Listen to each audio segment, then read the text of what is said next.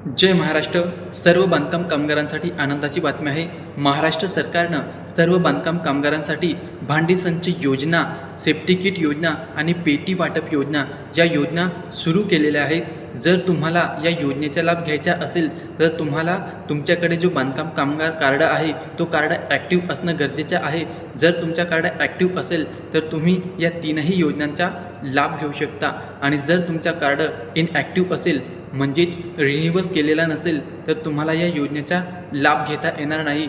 म्हणून सर्व बांधकाम कामगारांना विनंती आहे की ज्यांचे कार्ड ॲक्टिव्ह आहेत त्यांनी लवकरात लवकर ऑनलाईन अपॉइंटमेंट घेऊन बांधकाम कामगार योजनेच्या ज्या योजना सुरू आहेत, भांडी संच योजना, सेफ्टी किट योजना आणि पेटी वाटप योजना, या तीनही योजनांचा लाभ घ्या. जय महाराष्ट्र.